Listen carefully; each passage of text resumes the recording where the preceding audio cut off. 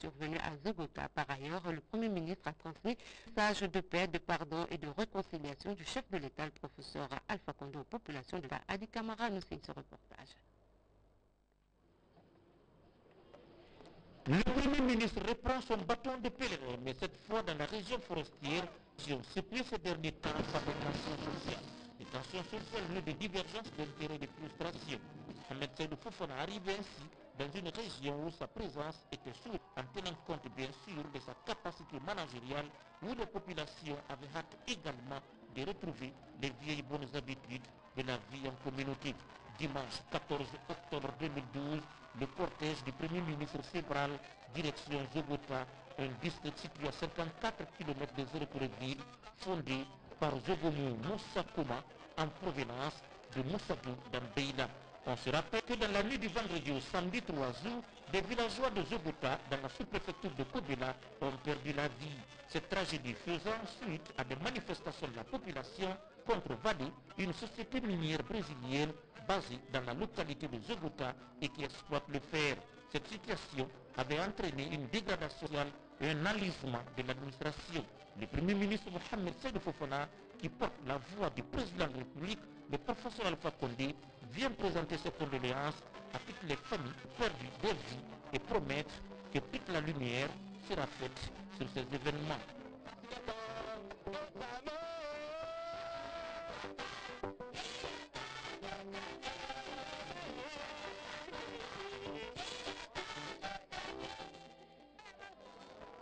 Zogota a ainsi accordé un accueil chaleureux au Premier ministre et à la délégation qui l'accompagnait. Jeunes, sages et femmes sont sortis massivement pour exprimer leur volonté de transcender les difficultés existentielles et d'aller fièrement et hardiment vers la réconciliation, le pardon et la solidarité. Nous avons compris que nous ne sommes pas isolés. Nous avons été victimes d'événements très douloureux. Nous avons pris l'engagement de suivre le gouvernement. Nous voulons voir réellement la suite de ce problème. En seconde position, nous avons dit que nous étions très prêts à recevoir. Nous ne voulons pas que les sociétés qui arrivent s'éloignent de nous. Nous voulons qu'il y ait une collaboration très intime de proximité entre nous et ces sociétés. La société des mines de fer, DGB, Vallée. 1. Construction et équipement d'une maison des jeunes à Mawa pour un coût total de 180 730 653 francs. 2. Construction et équipement d'une maison des jeunes à Zogota pour un coût total de 189 806 866 francs. 3. Construction et équipement d'un centre d'accueil à Kobela Centre pour un coût total de 225 209 610 francs. 4. Achèvement de 2 salles de classe au collège de Kobela pour un coût de 56 313 896 francs. Nota bene, toutes ces réalisations ont été entièrement financées par la société Vallée. Ces résultats obtenus en sous peu de temps prouvent à suffisance que le peuple de Guinée ne s'est pas trompé de porter le professeur Alpha Condé à la tête de notre pays. Excellence, Monsieur le Premier ministre, les citoyennes et citoyens de Zogota profitent de cette occasion, la meilleure, pour solliciter auprès du président de la République, à travers vous, la réparation des 3 ponts détruits lors du malheureux incident survenu dans la nuit du 3 au 4 août 2012. Le reprofilage de la route Batier-Zogota. L'augmentation du nombre de villes améliorées et de forages. Honorable Zot, la population de la commune rurale de Kobela en général et singulièrement celle de Zogota réaffirme leur engagement aux idéaux de changement prônés par le professeur Alpha Condé et son gouvernement. Forte mobilisation donc qui traduit la volonté de ce peuple de Zogota de tourner la page de la division, de la haine, de la suspicion et de la méfiance pour s'orienter vers le chemin du changement tracé par le président de la République. Message éloquemment porté au Premier ministre par le président de la jeunesse de Zogota, André Collier.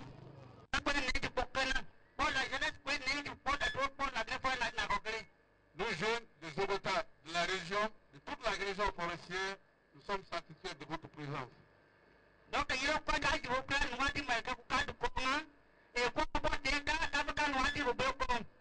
nous n'avons pas cherché loin. Tout ce que nous vous demandons, ceux qui sont à la base, ceux qui ont dirigé, ceux qui ont causé ce tort, nous voulons les connaître. Mais dans la mesure où nous vous suivons, nous n'allons pas vous dépasser, nous sommes à votre écoute. Nous avons des partis politiques, mais vous avez un MPG, vous avez un arc-en-ciel, vive et Le ministre d'État en charge de la justice était là pour rappeler l'engagement pris par le gouvernement en vue d'apporter toute la lumière sur ces événements de Zogota. Aussi pour vous dire que ceux qui sont morts, en se posant la question pourquoi, nous répondrons à cette question. Cette question sera répondue devant la justice et conformément à la loi. Le droit sera dit et la vérité sera établie. Seule la vérité unie, seule la vérité réconcilie. De par le département que j'occupe,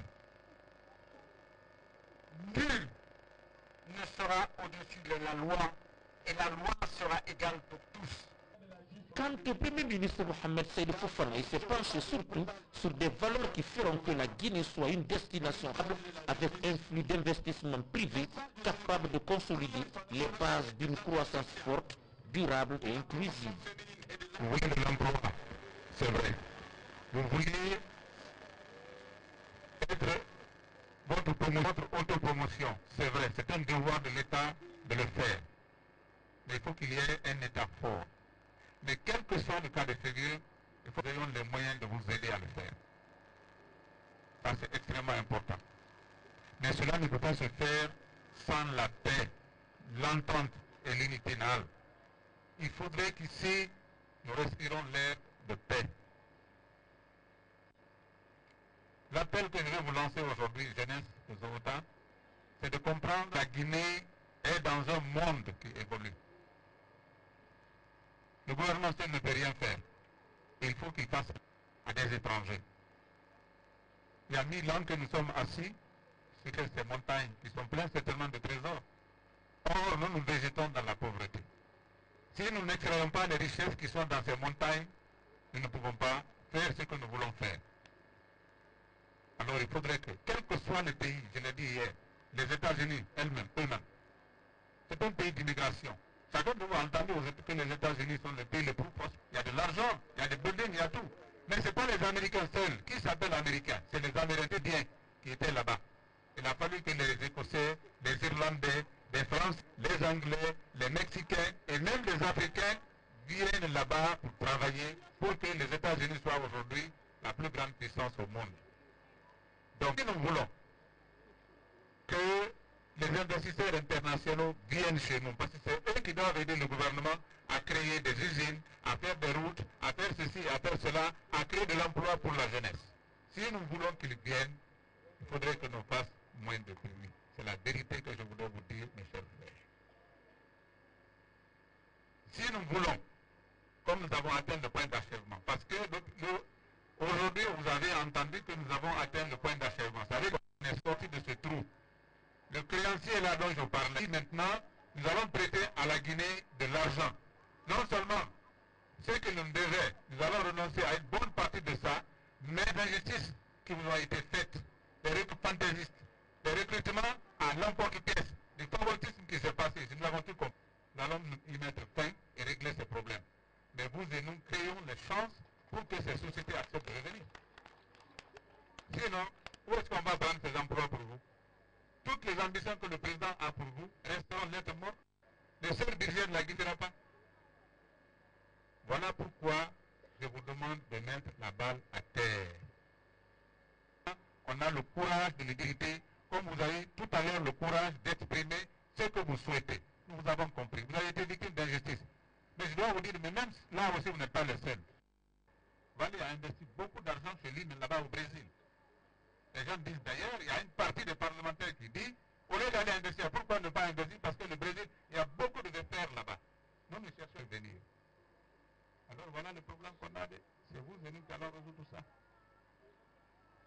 voulons nous dire pardon, mais aussi chercher à rassurer ces gens-là. Nous ne voulons plus, nous voulons vivre comme on était avant. Alors le gouvernement, n'est-ce pas, a hâte et travaillera dans un autre sens, dans un autre esprit. Mais je dois vous dire la vérité.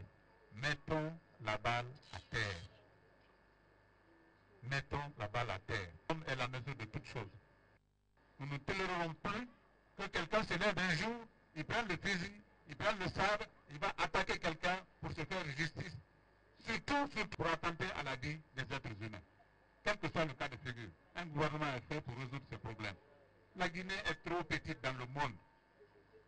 Djerekouré est une partie de la Guinée. Ce village est une partie infime de la Guinée. Nous ne pouvons pas ne pas pouvoir gérer tous les problèmes ici. Si quelqu'un vous l'a dit aussi, il se trompe. L'appel pour les morts organisés par les sages et la jeunesse de Zogota et villages environnants dirigés par le pasteur Kouliada et le recueillement sur les tombes des disparus ont les temps forts de cette cérémonie. Avant d'arriver à Zogota, la mission gouvernementale conduite par le premier ministre chef du gouvernement avait tenu à rendre visite à la population de Kouli qui ne ménage aucun effort pour la stabilité dans la région forestière. Gaba est 100% RPG. 100%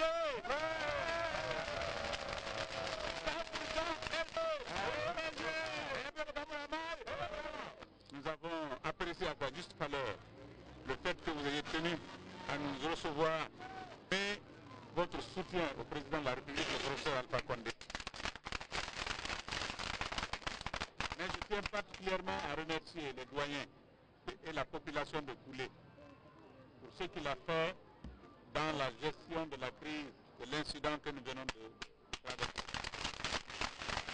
Les efforts qui ont été déployés par les populations de Koulé, par les sages et les doyens, la solution pacifique du conflit ont été rapportés fidèlement à l'autorité et à l'ensemble du gouvernement.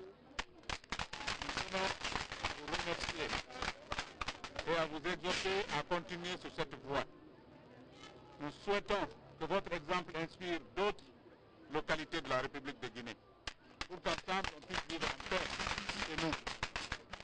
Voilà une démarche sur la région forestière profondément attachée aux valeurs sociales, traditionnelles et religieuses, le tout dans une sagesse renouvelée basée sur la solidarité et le pardon. Et puis, le ministre directeur de cabinet responsable de l'unité de gestion a l'honneur de porter à la connaissance des dessous cités qu'il organise le mercredi 17 octobre 2012 à leur intention un atelier destiné à mettre à jour les informations relatives à la conduite de la réforme du secteur de la sécurité à 9h à Nousson.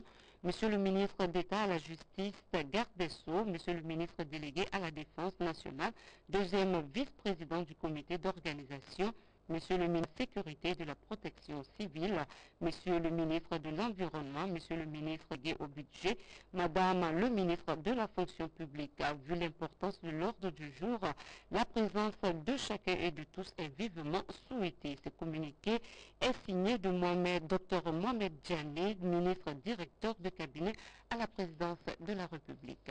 Le nouveau ministre des Affaires étrangères a pris fonction ce lundi. François Lucien Fall est désormais le chef de la diplomatie guinéenne. La passation de service avec le ministre sortant qui lui rejoint le département de la santé s'est déroulée en présence de plusieurs membres du gouvernement et de notre reporter Moussa Komara. Après 20 mois à la tête de la diplomatie guinéenne, Dr Edouard Nyankwe Lama passe à François Lucien Fall, en présence de plusieurs membres du gouvernement et institutions républicaines. Pour le ministre sortant, tout comme le secrétaire général du gouvernement, la diplomatie guinéenne s'est portée avec l'arrivée de celui qu'ils appellent diplomate chevronné.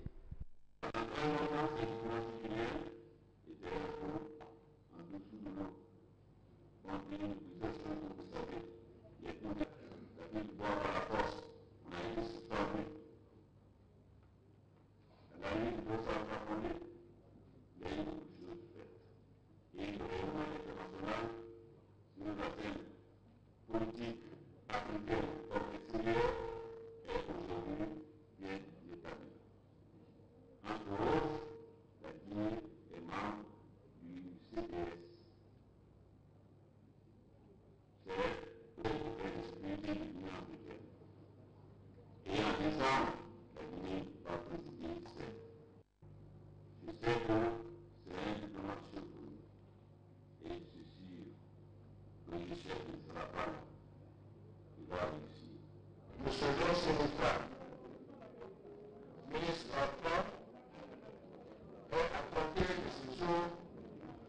installé officiellement dans sa nouvelle fonction du ministre d'État chargé des Affaires étrangères et des Guinéens de l'étranger de la République du Guinée. Le ministre d'État entrant prend fonction à l'heure où plusieurs défis s'imposent à la diplomatie guinéenne. Mais François Lucien Fall, qui connaît déjà ces départements, promet de donner une nouvelle orientation aux relations de la Guinée avec le reste du monde. Je mesure l'ampleur et la complexité de la tâche qui m'incombbe.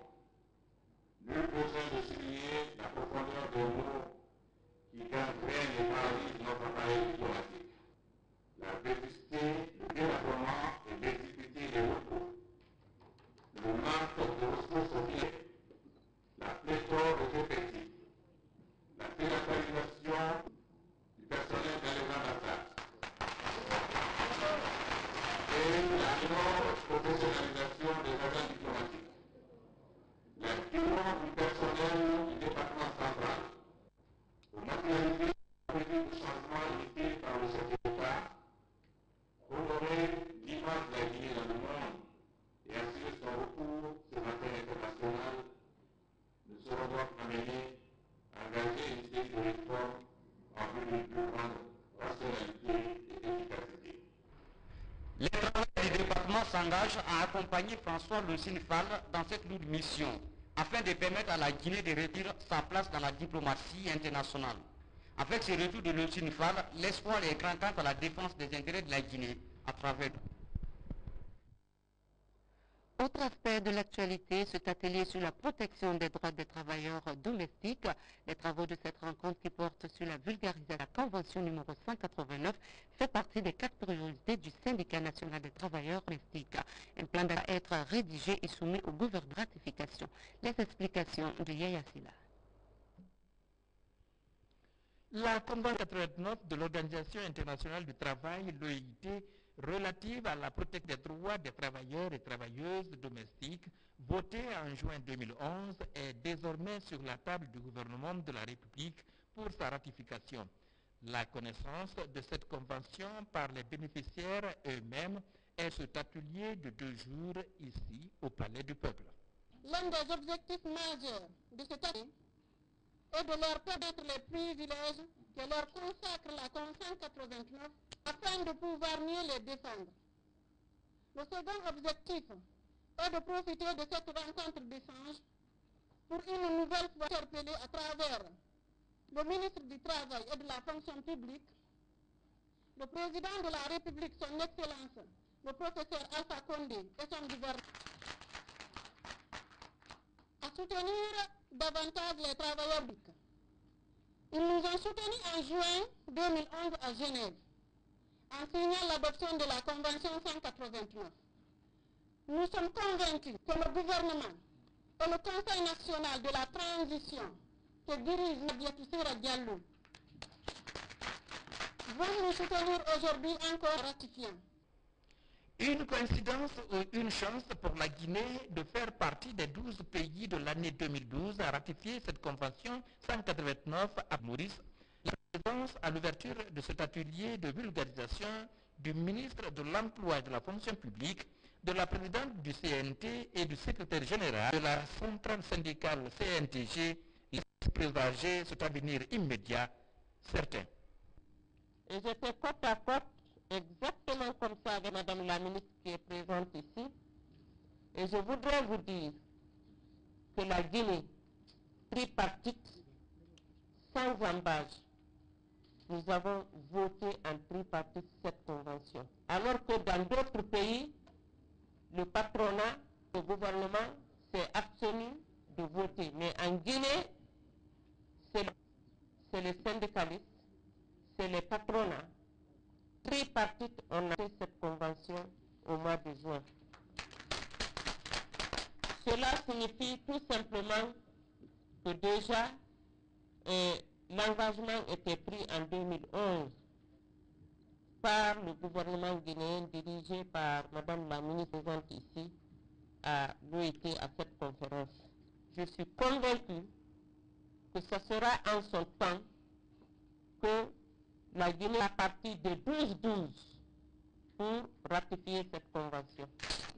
Camarades travailleurs et travailleuses domestiques, Le bureau concédéral de la CNTG est conscient que votre travail est sous-évalué, sous-payé, indigné et n'est pas reconnu ni respecté. De ce fait, votre combat est celui de tous les travailleurs aujourd'hui. Ainsi, nous nous engageons à tout mettre en œuvre auprès de vous jusqu'à l'aboutissement de vos légitimes revendications avec la ratification de la Convention 189. Le même espoir est exprimé par la représentante de AEDW, la Kenyane Wiki Kamioka. En tout cas, l'assurance est donnée par la ministre de la Fonction publique et de l'Emploi à œuvrer auprès du gouvernement de la Convention numéro 189. Au nom du Premier ministre chef du gouvernement, je m'engage devant vous à prendre toutes les dispositions utiles afin que notre pays la ratifie. Vous n'êtes pas sans savoir que la promotion des femmes et des jeunes est au cœur du programme du changement prôné par le président de la République.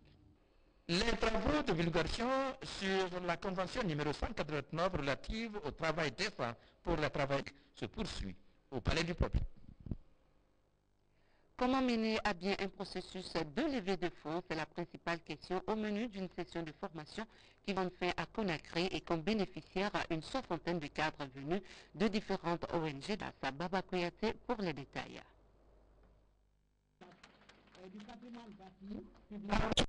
De formation théorique et pratique dans la technique, l'Académie de leadership communautaire a procédé à la remise des diplômes aux censeurs venus de 72 ONG. Une formation au cours de laquelle des thèmes comme la gouvernance, la mobilisation des ressources, le pouvoir de communication, maîtrise du sujet ont été au cœur des préoccupations. Une manière pour les initiateurs d'aider les ONG à cibler leurs besoins. L'objectif de cette formation, justement, de faire acquérir aux leaders des ONG des aptitudes et compétences devant leur permettre d'élaborer des stratégies pouvant leur permettre de cibler leurs besoins, gérer efficacement les structures et d'autre part de connaître les techniques et principes du fonds de régime, entendez levée de fonds. Il s'agissait de permettre aux participants à cette formation d'avoir des informations